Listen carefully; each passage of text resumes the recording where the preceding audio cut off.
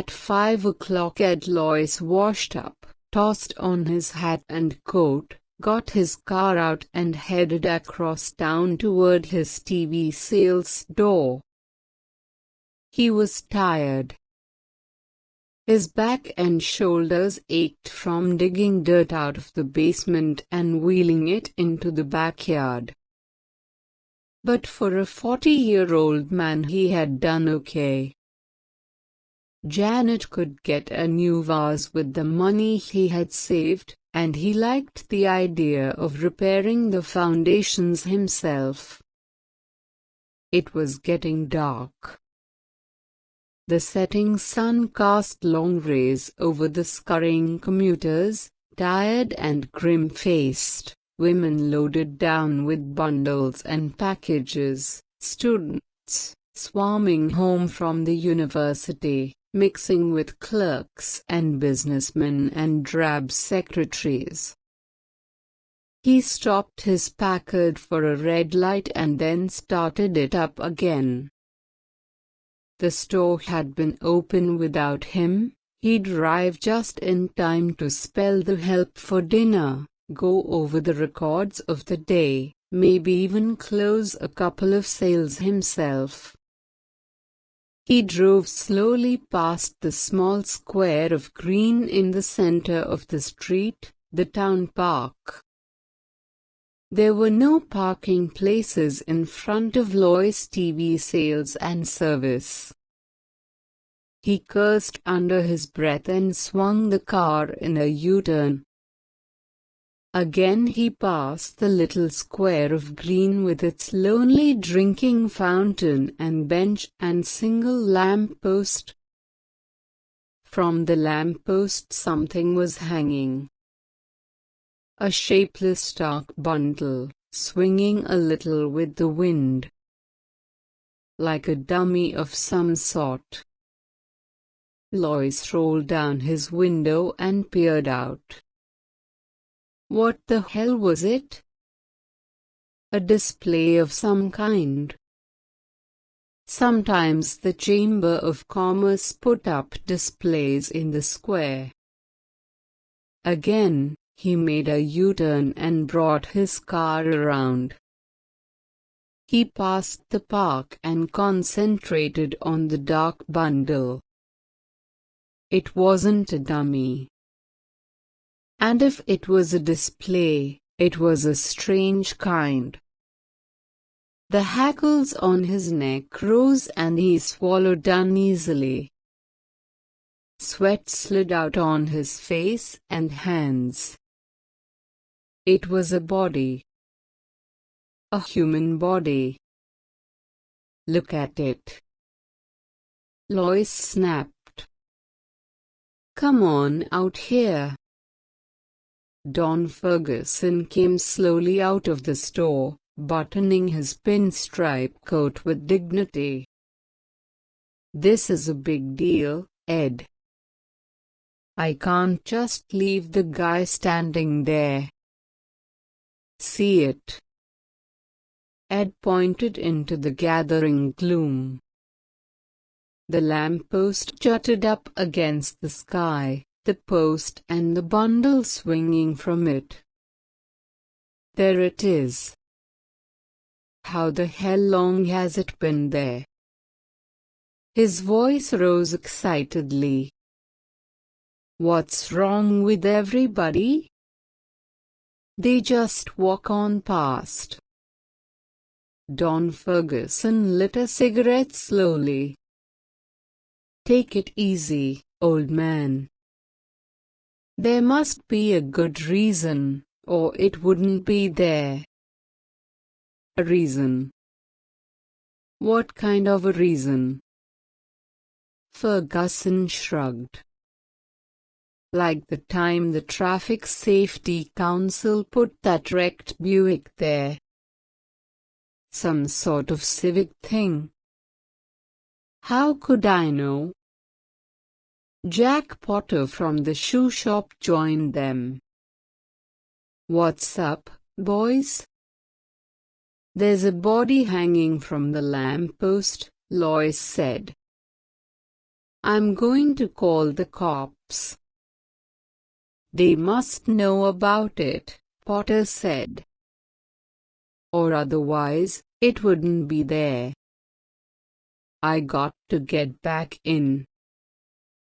Ferguson headed back into the store. Business before pleasure. Lois began to get hysterical. You see it. You see it hanging there? A man's body. A dead man. Sure, Ed. I saw it this afternoon when I went out for coffee. You mean it's been there all afternoon? Sure.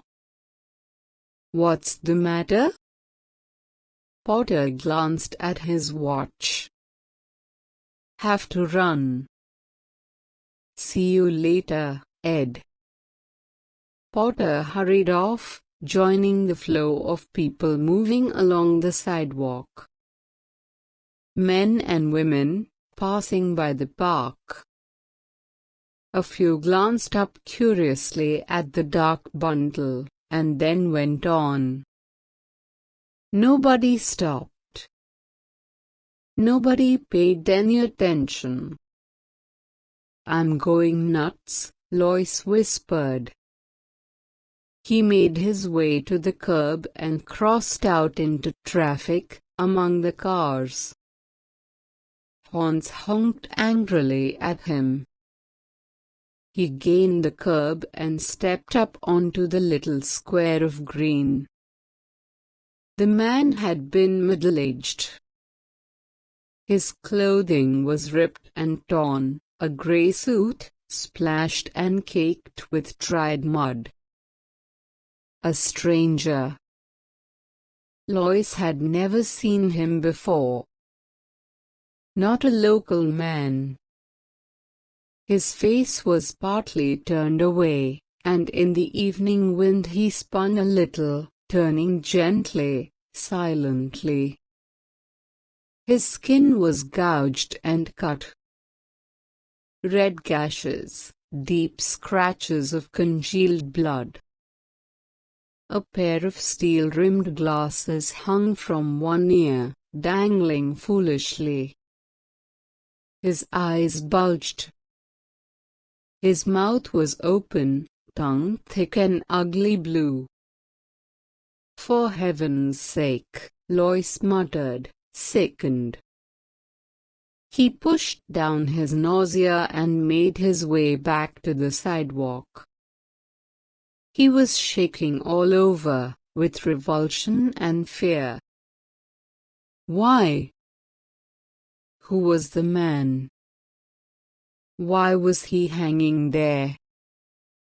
What did it mean?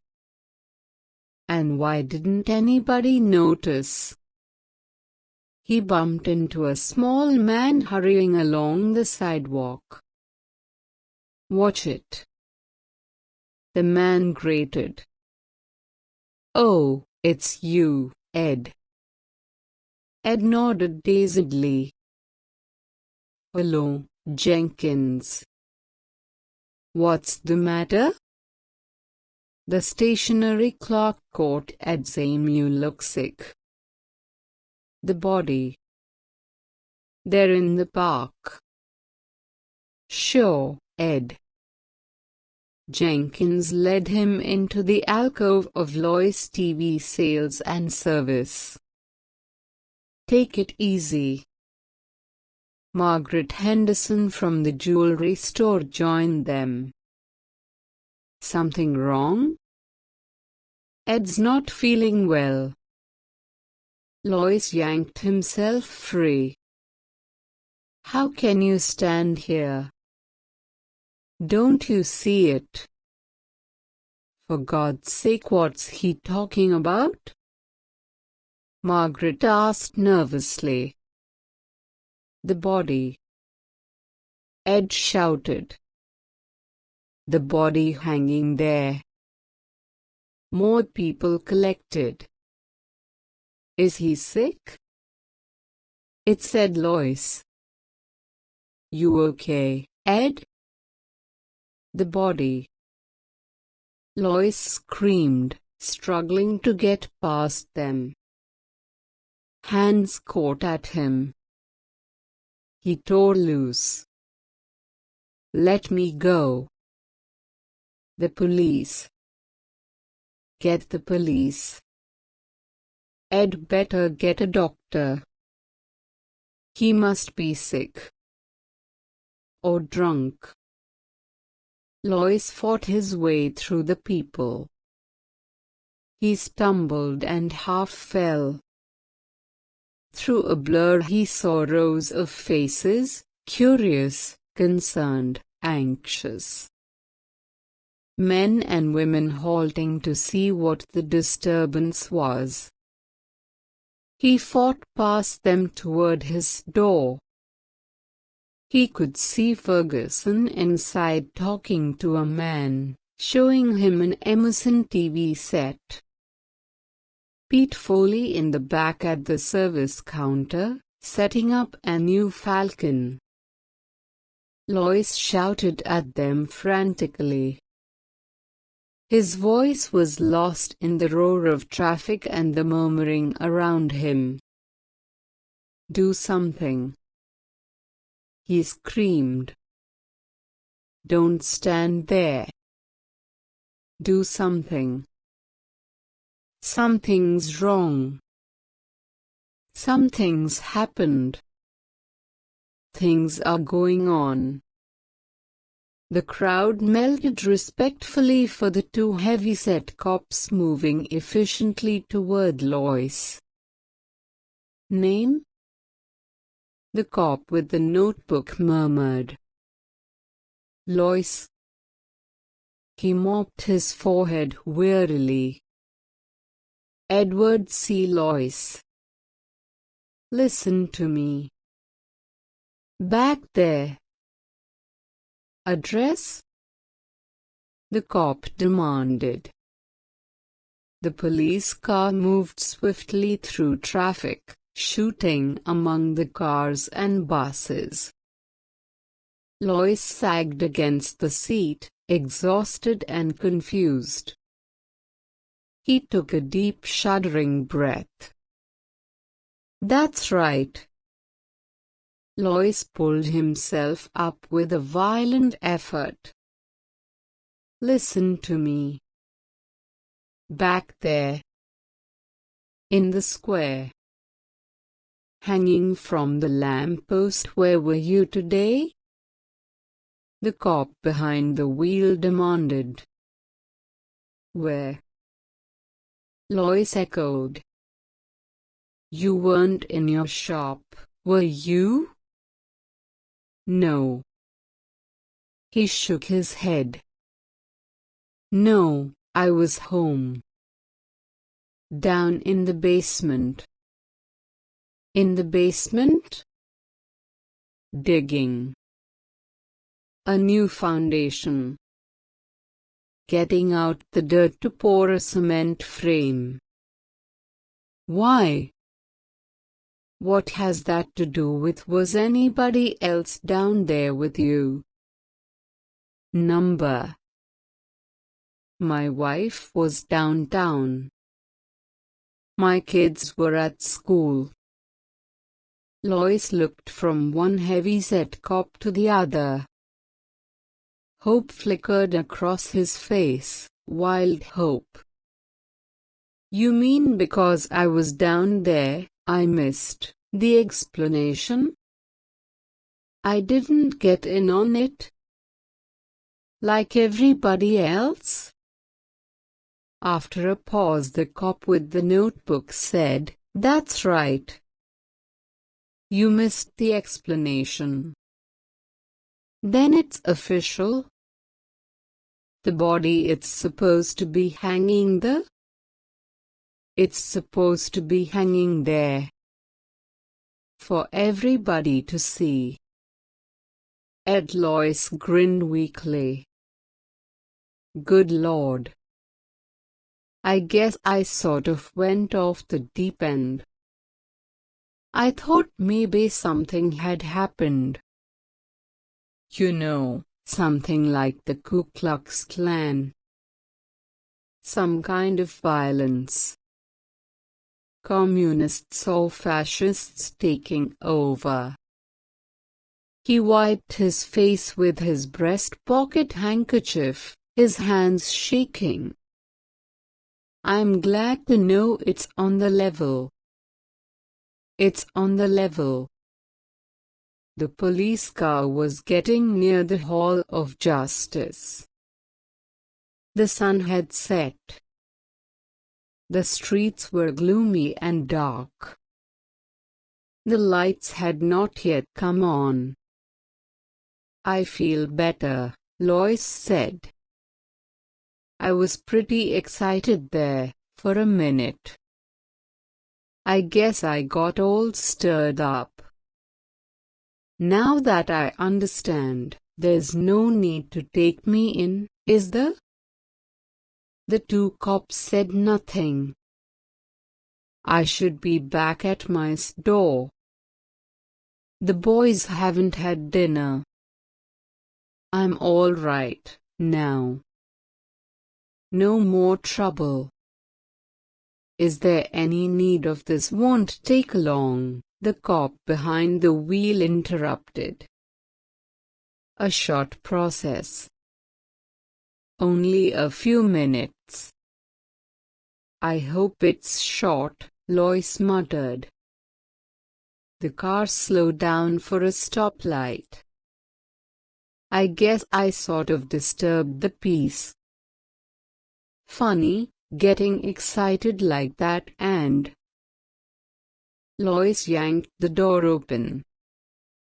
He sprawled out into the street and rolled to his feet. Cars were moving all around him, gaining speed as the light changed. Lois leapt onto the curb and raced among the people, burrowing into the swarming crowds. Behind him he heard sounds, snouts, people running. They weren't cops. He had realized that right away. He knew every cop in Pikeville.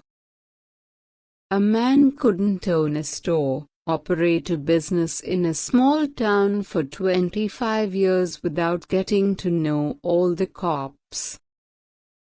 They weren't cops, and there hadn't been any explanation. Potter, Ferguson, Jenkins, none of them knew why it was there. They didn't know and they didn't care. That was the strange part. Lois ducked into a hardware store. He raced toward the back, past the startled clerks and customers, into the shipping room and through the back door.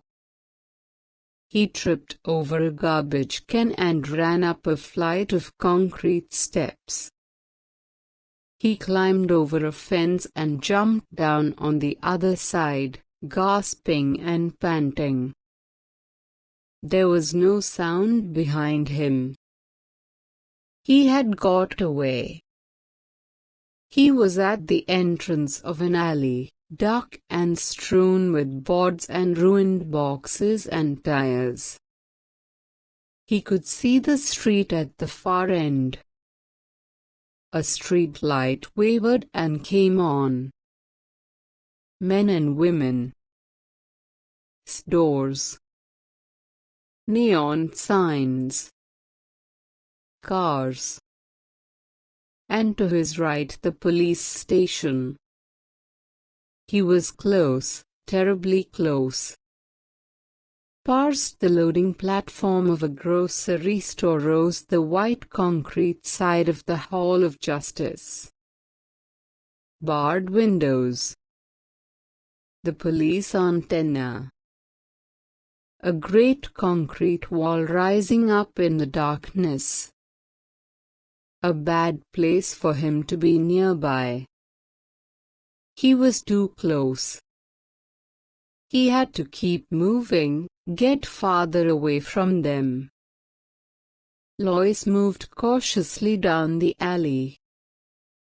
Beyond the police station was the city hall, the old-fashioned yellow structure of wood and gilded brass and broad cement steps. He could see the endless rows of offices, dark windows, the cedars and beds of flowers on each side of the entrance. And something else. Above the city hall was a patch of darkness, a cone of gloom denser than the surrounding night. A prism of black that spread out and was lost into the sky. He listened. Good God, he could hear something. Something that made him struggle frantically to close his ears, his mind, to shut out the sound. A buzzing. A distant, muted hum like a great swarm of bees. Lois gazed up, rigid with horror. The splotch of darkness, hanging over the city hall. Darkness so thick it seemed almost solid. In the vortex something moved. Flickering shapes. Things, descending from the sky, pausing momentarily above the city hall, fluttering over it in a dense swarm and then dropping silently onto the roof. Shapes. Fluttering shapes from the sky. From the crack of darkness that hung above him. He was seeing them. For a long time, Lois watched, crouched behind a sagging fence in a pool of scummy water. They were landing. Coming down in groups, landing on the roof of the city hall and disappearing inside. They had wings. Like giant insects of some kind.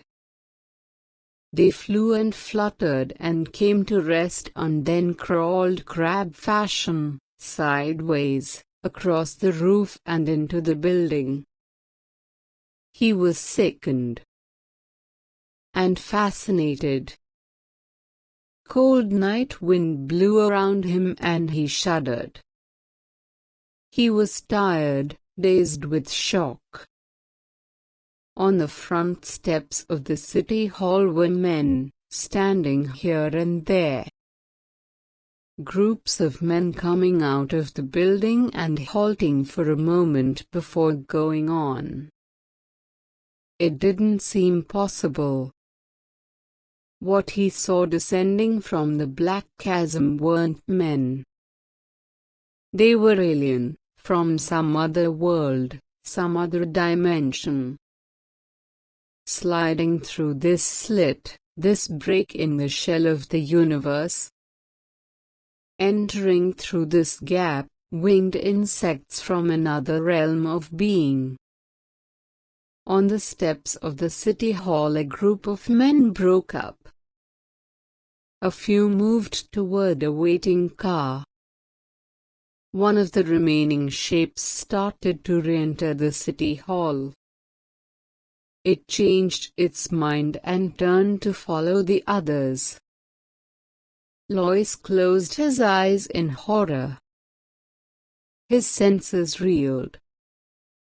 He hung on tight, clutching at the sagging fence. The shape, the man shape, had abruptly fluttered up and flapped after the others.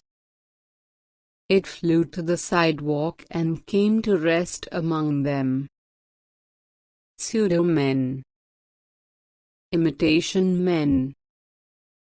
Insects with ability to disguise themselves as men. Like other insects familiar to Earth. Protective coloration. Mimicry. Lois pulled himself away. He got slowly to his feet. It was night. The alley was totally dark. But maybe they could see in the dark. Maybe darkness made no difference to them. He left the alley cautiously and moved out onto the street. Men and women flowed past, but not so many, now. At the bus stops stood waiting groups. A huge bus lumbered along the street, its lights flashing in the evening gloom. Lois moved forward. He pushed his way among those waiting, and when the bus halted, he boarded it and took a seat in the rear, by the door. A moment later the bus moved into life and rumbled down the street. Lois relaxed a little. He studied the people around him. Dulled, tired faces. People going home from work. Quite ordinary faces. None of them paid any attention to him. All sat quietly, sunk down in their seats, jiggling with the motion of the bus. The man sitting next to him unfolded a newspaper. He began to read the sports section, his lips moving. An ordinary man. Blue suit. Tie. A businessman, or a salesman. On his way home to his wife and family. Across the aisle a young woman, perhaps 20. Dark eyes and hair, a package on her lap. Nylons and heels. Red coat and white Angora sweater.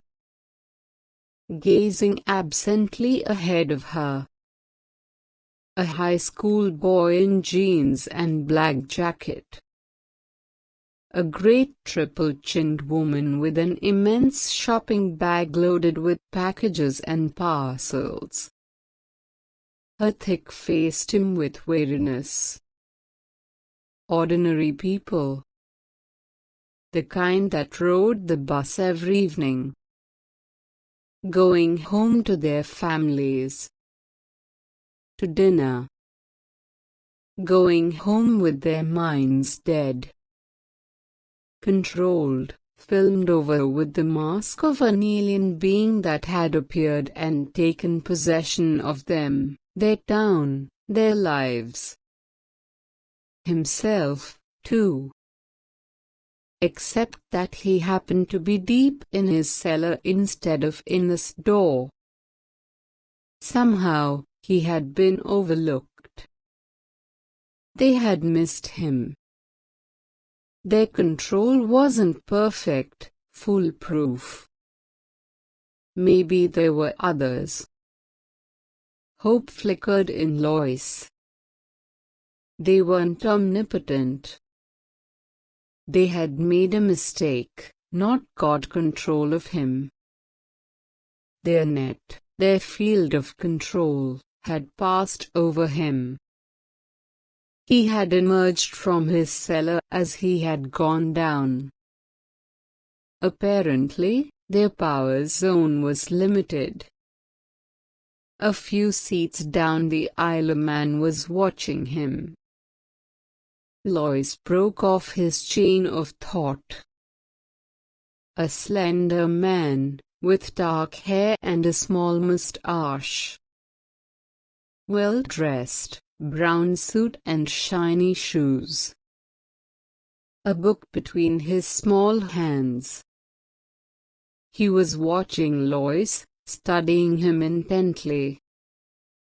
He turned quickly away. Lois tensed. One of them. Or another they had missed. The man was watching him again. Small dark eyes, alive and clever. Shrewd. A man too shrewd for them, or one of the things itself, an alien insect from beyond. The bus halted. An elderly man got on slowly and dropped his token into the box. He moved down the aisle and took a seat opposite Lois. The elderly man caught the sharp-eyed man's gaze. For a split second something passed between them. A look rich with meaning. Lois got to his feet. The bus was moving. He ran to the door. One step down into the well. He yanked the emergency door release. The rubber door swung open. "Hey!" the driver shouted, jamming on the brakes. "What the hell?" Lois squirmed through. The bus was slowing down. Houses on all sides. A residential district, lawns and tall apartment buildings. Behind him, the bright-eyed man had leapt up. The elderly man was also on his feet. They were coming after him. Lois leapt. He hit the pavement with terrific force and rolled against the curb. Pain lapped over him. Pain and a vast tide of blackness. Desperately, he fought it off. He struggled to his knees and then slid down again. The bus had stopped. People were getting off. Lois groped around. His fingers closed over something. A rock, lying in the gutter. He crawled to his feet, grunting with pain. A shape loomed before him. A man, the bright-eyed man with the book. Lois kicked. The man gasped and fell. Lois brought the rock down. The man screamed and tried to roll away. "Stop. For God's sake, listen," he struck again. A hideous crunching sounds. The man's voice cut off and dissolved in a bubbling wail. Lois scrambled up and back. The others were there, now. All around him. He ran, awkwardly, down the sidewalk, up a driveway. None of them followed him. They had stopped and were bending over the inert body of the man with the book, the bright-eyed man who had come after him. Had he made a mistake?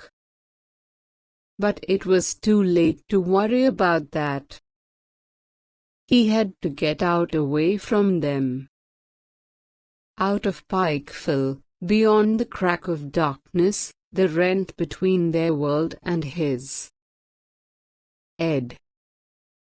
Janet. Lois backed away nervously. "What is it?" "What?"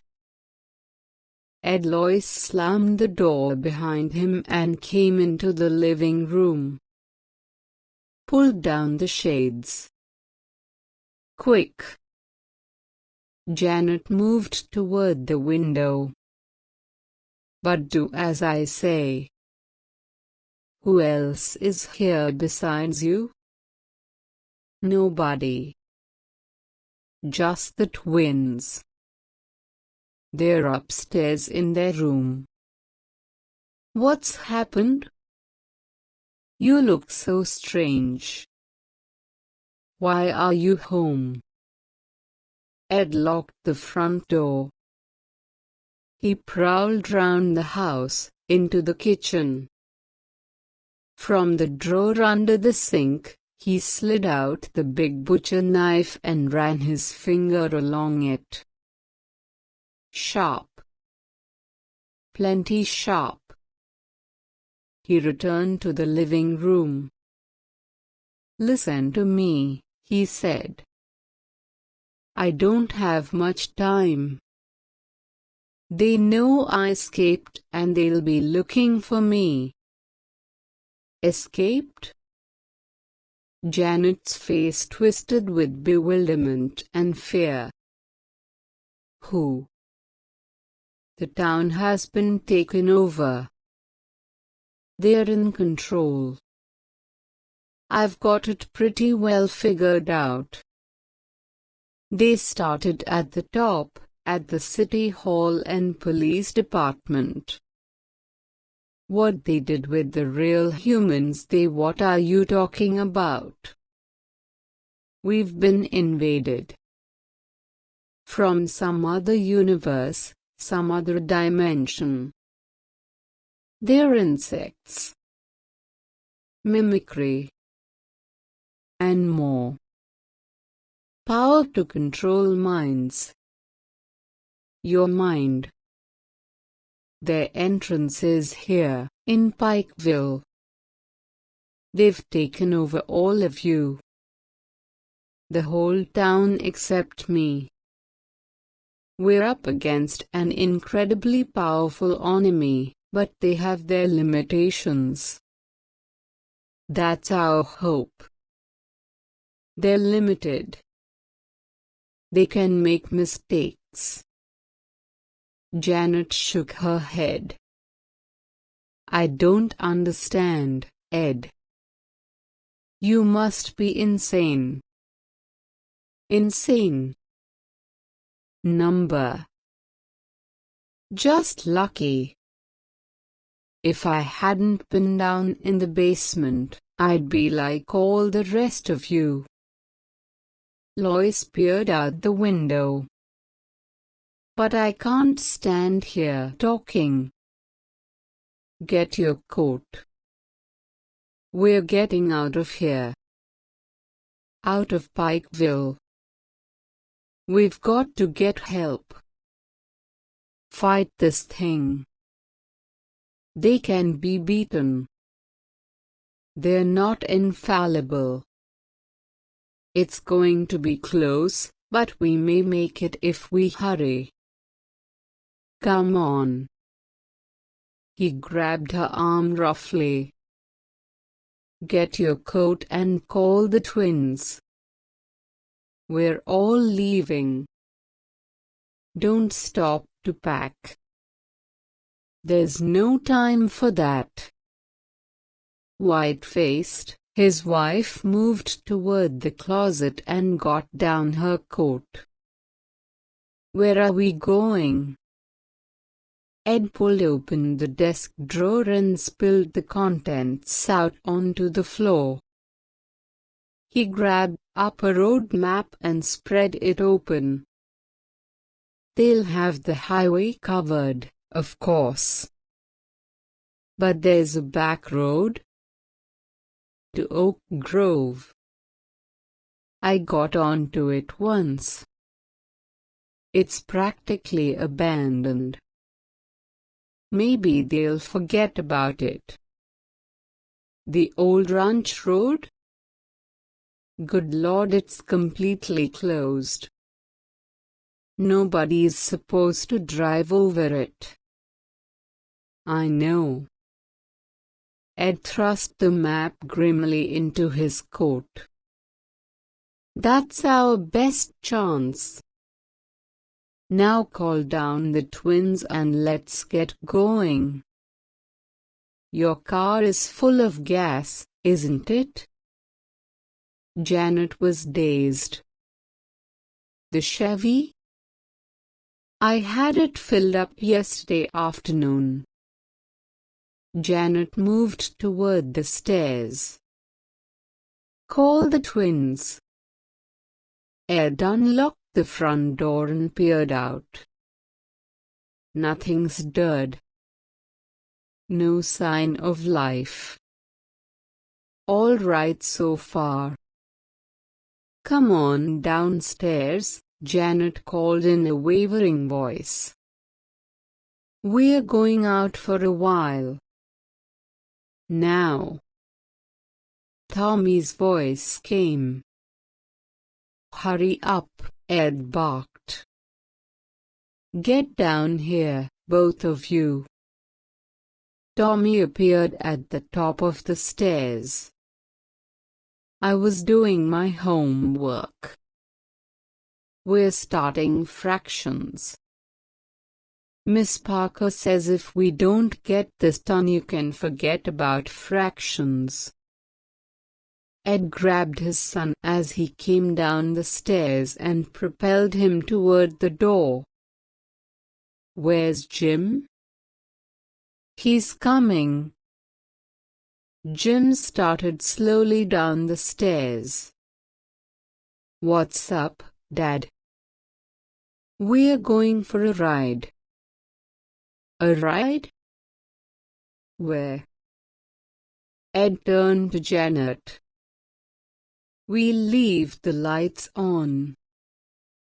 And the TV set. Go turn it on." He pushed her toward the set. "So, they'll think we're still." He heard the buzz. And dropped instantly, the long butcher knife out. Sickened, he saw it coming down the stairs at him, wings a blur of motion as it aimed itself. It still bore a vague resemblance to Jimmy. It was small, a baby one. A brief glimpse, the thing hurtling at him, cold, multi-lensed inhuman eyes. Wings, body still clothed in yellow t-shirt and jeans, the mimic outline still stamped on it. A strange half-turn of its body as it reached him. What was it doing? Lois stabbed wildly at it. It retreated, buzzing frantically. Lois rolled and crawled toward the door. Tommy and Janet stood still as statues, faces blank, watching without expression. Lois stabbed again. This time the knife connected. The thing shrieked and faltered. It bounced against the wall and fluttered down. Something lapped through his mind. A wall of force, energy, an alien mind probing into him. He was suddenly paralyzed. The mind entered his own, touched against him briefly, shockingly. An utter alien presence, settling over him, and then it flickered out as the thing collapsed in a broken heap on the rug. It was dead. He turned it over with his foot. It was an insect, a fly of some kind. Yellow t-shirt, jeans. His son Jimmy. He closed his mind tight. It was too late to think about that. Savagely he scooped up his knife and headed toward the door. Janet and Tommy stood stone still, neither of them moving. The car was out. He'd never get through. They'd be waiting for him. It was 10 miles on foot. 10 long miles over rough ground, gullies and open fields and hills of uncut forest. He'd have to go alone. Lois opened the door. For a brief second, he looked back at his wife and son. Then he slammed the door behind him and raced down the porch steps. A moment later he was on his way, hurrying swiftly through the darkness toward the edge of town. The early morning sunlight was blinding. Lois halted, gasping for breath, swaying back and forth. Sweat ran down in his eyes. His clothing was torn, shredded by the brush and thorns through which he had crawled. 10 miles, on his hands and knees. Crawling, creeping through the night. His shoes were mud-caked. He was scratched and limping, utterly exhausted. But ahead of him lay Oak Grove. He took a deep breath and started down the hill. Twice he stumbled and fell, picking himself up and trudging on. His ears rang. Everything receded and wavered. But he was there. He had got out, away from Pikeville. A farmer in a field gaped at him. From a house a young woman watched in wonder. Lois reached the road and turned onto it. Ahead of him was a gasoline station and a drive-in. A couple of trucks, some chickens pecking in the dirt, a dog tied with a string. The white-clad attendant watched suspiciously as he dragged himself up to the station. Thank God! He caught hold of the wall. I didn't think I was going to make it. They followed me most of the way. I could hear them buzzing and flitting around behind me. What happened? The attendant demanded. You in a wreck? A hold-up. Lois shook his head wearily. They have the whole town. The city hall and the police station. They hung a man from the lamppost. That was the first thing I saw. They've got all the roads blocked. I saw them hovering over the cars coming in. About 4 this morning I got beyond them. I knew it right away. I could feel them leave. And then the sun came up. The attendant licked his lip nervously. You're out of your head. I better get a doctor. Get me into Oak Grove, Lois gasped. He sank down on the gravel. We've got to get started cleaning them out. Got to get started right away. They kept a tape recorder going all the time he talked. When he had finished, the commissioner snapped off the recorder and got to his feet. He stood for a moment, deep in thought. Finally, he got out his cigarettes and lit up slowly, a frown on his beefy face. You don't believe me, Lois said. The commissioner offered him a cigarette. Lois pushed it impatiently away. Suit yourself. The commissioner moved over to the window and stood for a time looking out at the town of Oak Grove. "I believe you," he said abruptly. Lois sagged. "Thank God. So, you got away?" The commissioner shook his head. "You were down in your cellar instead of at work. A freak chance. 1 in a million." Lois sipped some of the black coffee they had brought him. "I have a theory," he murmured. "What is it?" "About them. Who they are. They take over one area at a time. Starting at the top, the highest level of authority. Working down from the inner widening circle. When they're firmly in control, they go on to the next town. They spread, slowly, very gradually.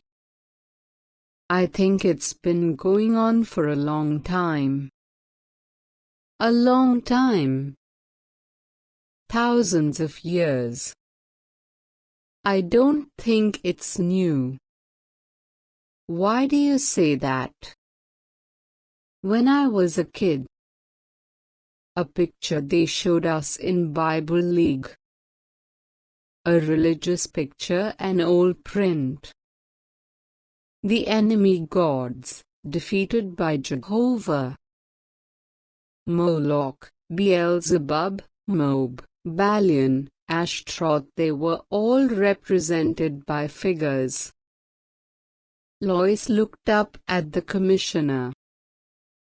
Beelzebub was represented as a giant fly. The commissioner grunted. "An old struggle. They've been defeated. The Bible is an account of their defeats.